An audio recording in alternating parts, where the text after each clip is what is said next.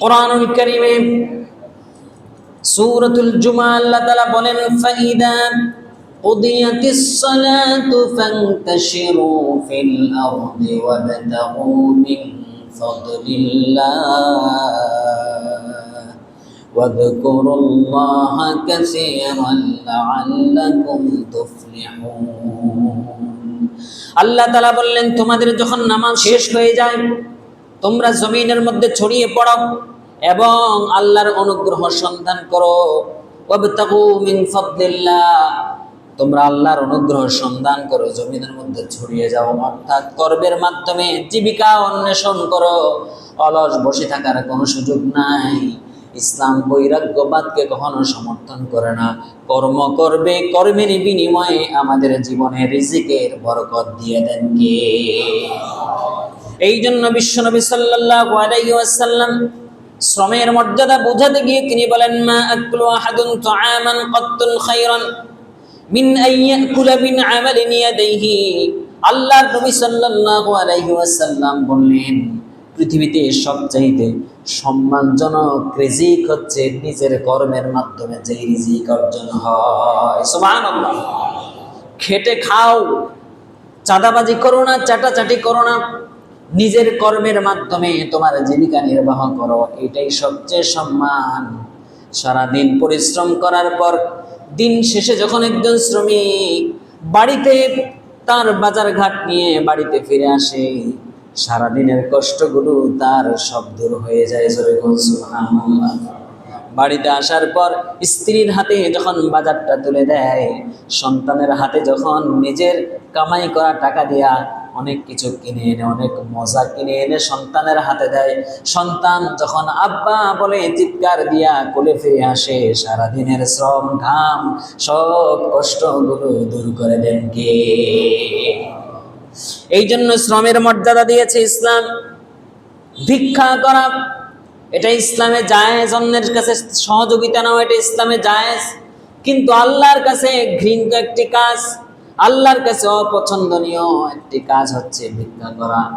আল্লাহর কাছে জায়েজ দুইটা কাজের মধ্যে, পৃথিবীর সমস্ত জায়েজ কাজের মধ্যে দুইটা কাজ আল্লাহর কাছে অপছন্দনীয়। একটা হচ্ছে মহিলাদেরকে তালাক দেওয়া, আর 2 নাম্বার হচ্ছে ভিক্ষা করা। এই জন্য নবী সাল্লাল্লাহু আলাইহি ওয়াসাল্লামের কাছে একজন লোক আসলো ভিক্ষা করার জন্য। নবীর কাছে যখন আবদার করল, দয়ার নবী, মায়ার নবী, রহমতের নবী, তিনি ওই ভিক্ষুকের দিকে তিনি তাকিয়ে বললেন, আরবের নবী করুণার ছবি, ভিখারির পানে চাহি, কোমল কণ্ঠে কহিল, তোমার ঘরে কি কিছুই নাহি? ও ভিখারি, তুমি ভিক্ষা করতে আসছো ভালো কথা, কিন্তু তোমার ঘরে কি কিছুই নাই সেটা আমার কাছে নিয়ে আসো। সুবহানাল্লাহ। কোন বিশ্বনবী সাল্লাল্লাহু আলাইহি সাল্লামের এই জবাবে ভিখারি বলল, আছে শুধু মোর কম্বল একখানি। কহিলেন, রাসূল, এক্ষুনি গিয়া দাও তাহা মোরে আনি। ও ভিখারি, তোমার ঘরে যে কম্বলটা আছে সেটা আমাকে এখনই নিয়ে আসো, আমার কাছে নিয়ে আসো। আল্লাহর নবীর কাছে আনার পর সম্বল তার কম্বল খানি বেচিয়া তাহার করে অর্ধেক দাম দিলেন রাসূল খাদ্য কিনার তরে। আল্লাহর নবী ওই কম্বলটা বিক্রি করে তার অর্ধেক দাম দিয়া তার জন্য কিছু খাবার কিনে আনতে বললেন, আর অর্ধেক দাম দিয়া আল্লাহর নবী নিজের হাতে একটা কুঠার বানাইয়া দিলেন। সুবহানাল্লাহ। ভিক্ষা করে জীবন পরিচালনা করা যাবে না।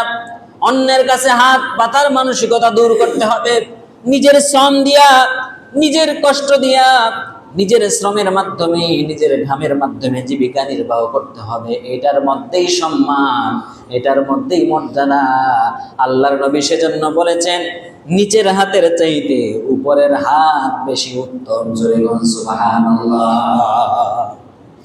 আল্লাহর নবী সাল্লাল্লাহু আলাইহি সাল্লাম ওই টাকা দিয়া, বাকি অর্ধেক টাকা দিয়া একটা কুঠার কিনলেন, নিজের হাতে তিনি এটার হাতল লাগিয়ে দিলেন। মায়া ভরা, দরদ ভরা কণ্ঠে তিনি এবার তার হাতে দিয়া বললেন, যাও কাঠ কেটে খাও। দেখো খোদা করে কি যে সেদিন হতে শ্রম সাধনায় ঢালিলেন ভিখারির প্রাণ, বনের কাষ্ঠ বাজারে বেচিয়া দিন করে গুজরান। অভাব তাহার রইল না আর হইল সে সুখী ভাবে, নবীর শিক্ষা করোনা ভিক্ষা মেহনত কর সবে। সুবহানাল্লাহ। আল্লাহর নবী বললেন, তুমি বাজার থেকে কাঠ কেটে আনো, এরপরে সেটা বাজারে বিক্রি করো, এর মাধ্যমে তোমার জীবিকা নির্বাহ করো। দেখো আল্লাহ এর মধ্যে বরকত দেয় কিনা।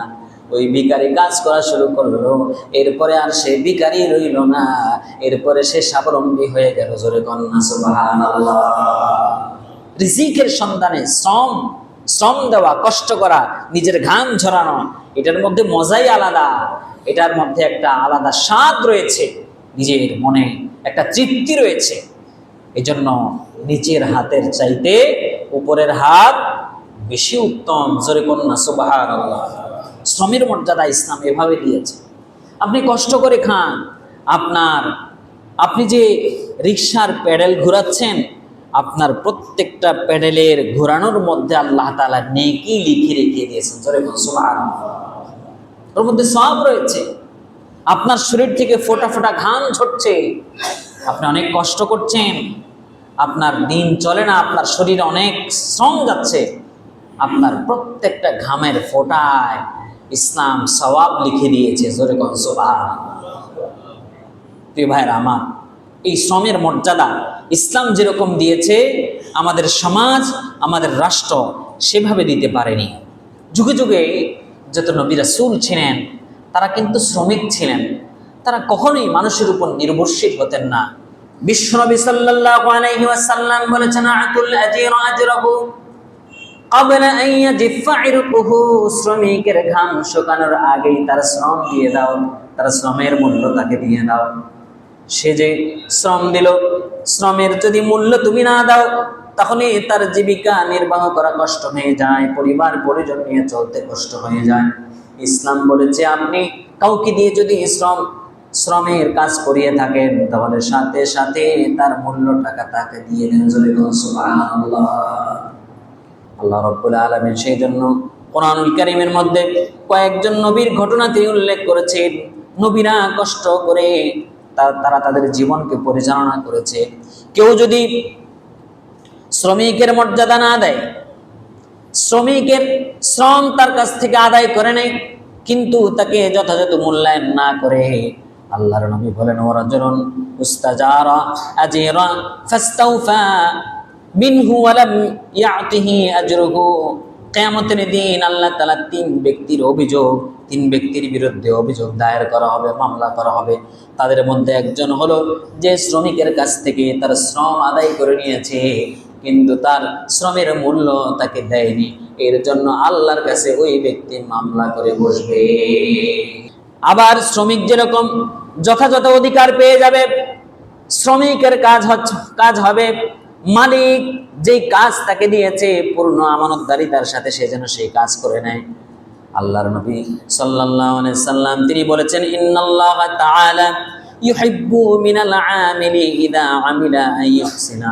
আল্লাহ ওই শ্রমিককে ভালোবাসেন যে সুন্দরভাবে তার কাজ সম্পাদন করে দেয়। মুসা আলাইহিস সালামের ঘটনা আপনারা অনেকে শুনেছেন, সূরা কাসাসের মধ্যে আল্লাহ তাআলা এই ঘটনা উল্লেখ করেছেন।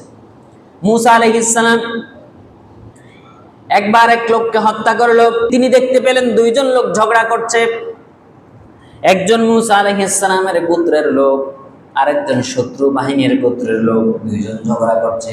মুসার গোত্রের লোক আহ্বান করলো, ও মুসা, আল্লাহর পয়গম্বর, আমাকে সাহায্য করো, ও আমাকে অনেক বেশি কষ্ট দিচ্ছে। মুসা আলাইহিস সালাম শত্রু বাহিনীর ওই লোকের একটা থাপ্পড় মারলেন, এক থাপ্পড়ে ওই লোক শেষ হয়ে গেল। মুসা আলাইহিস সালামের গায়ের শক্তি অনেক বেশি ছিল। মুসা আলাইহিস সালাম এই কাজ করার সাথে সাথে তিনি ইস্তিগফার করলেন, এই কাজটা আমার মোটেও করা ঠিক হয়নি, নিশ্চিতভাবে শয়তান আমাকে ধোঁকা দিয়েছে। আশ্রয় ছিলেন আল্লাহর কাছে, ক্ষমা চাইলেন। পরে এইভাবে করে শ্রম এবং শ্রমের মর্যাদা, ঘামের মর্যাদা ইসলাম দিয়েছে। সুতরাং প্রিয় ভাইরা আমার, আমাদেরকে ইসলাম যে শিক্ষাটা দিল, শ্রমিকের যথাযথ মর্যাদা, শ্রমের মর্যাদা দিয়ে দিবেন। আপনার বাড়ির কাজ করিয়েছেন, আপনি বাড়ির ভাড়া নিচ্ছেন 2 মাস 3 মাস 5 মাস 6 মাস যাবত, আপনি আপনার মিস্ত্রির তার ঘামের টাকা এখনো দেন নাই, আপনি আল্লাহর কাছে কি জবাবদিহি করবেন? আপনার সব কিছু হয়, আপনি বাড়ির ভাড়া খাচ্ছেন, কিন্তু আপনার লোক আপনার কাজ করে চলে গিয়েছে, আপনি তার টাকা এখনো দিলেন না। এটা ঠিক নয়। আপনি আপনার যথাযথ সময় তার মর্যাদা তাকে দিয়ে দেন। এটা তার সম্মানজনক রিজিক, এবং এই সম্মানটা তাকে দিয়েছে কে? জোরেগণকে আল্লাহ তাআলা দিয়েছে। আপনি একটা রিকশায় উঠেছেন, রিকশা ভাড়া 5 টাকা আপনার কাছে চেয়েছে, আপনি তাকে দিলেন না, না দিয়ে তার একটা থাপ্পড় লাগায় দিলেন। এটা ঠিক নয়, এটা অন্যায়, এটা জুলুম। দুর্বলদের উপর অত্যাচার করা, দুর্বলদেরকে ঠকানো, এটা ইসলাম শিক্ষা দেয়নি। ইসলাম শিক্ষা দিয়েছে, সে তোমার কাজ করেছে, তার শ্রমের মর্যাদা তাকে দিয়ে দাও। জোরে বলুন সুবহানাল্লাহ। প্রিয় ভাইরা আমার, আর অনেক কথা ছিল, বলতে পারলাম না, সময় নেই। আল্লাহ সুবহানাহু ওয়া তাআলা আমাদেরকে শ্রমিক এবং মালিকের যে সুসম্পর্ক থাকা দরকার, সেই সুসম্পর্ক আল্লাহ তাআলা সমাজে প্রতিষ্ঠিত করুন। আমরা সকলে বলি আমিন।